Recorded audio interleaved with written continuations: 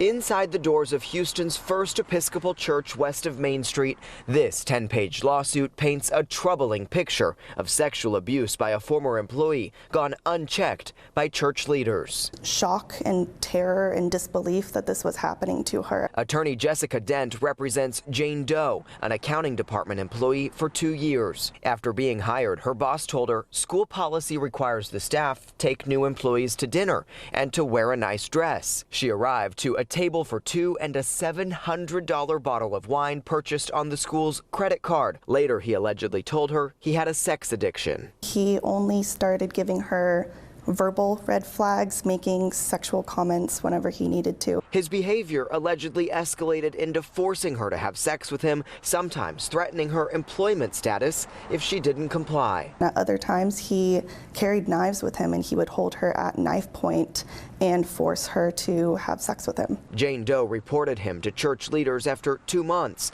but they allegedly didn't let him go until a couple of weeks later. And they got an accounting audit instead of a sexual violence investigation. Dent says that's not how it should have been handled according to church policies. Instead of a conversation about what happened, church leaders allegedly treated her with suspicion and questioned her qualifications for the job. The allegations are pretty serious in this lawsuit, and we want to give you an opportunity to respond. I called 2 church leaders tonight. One didn't have a comment. The other, no answer. Despite text messages, didn't pick up. Churches hold themselves out to be kind parts of the community that are meant to protect people. According to St. Stephen's website, the church had the first woman rector in Texas in 1981.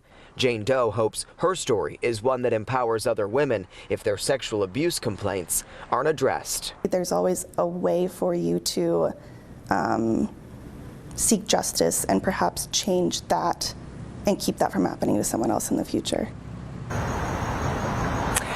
And tonight, the Houston Police Department confirms the Special Victims Division is still investigating Jane Doe's case, which she reported to them back in May. She does have a new job now, but her attorney tells me that she hopes for institutional change so that if anyone else comes forward, their complaint will be handled properly with thoughtfulness and care. Daniela.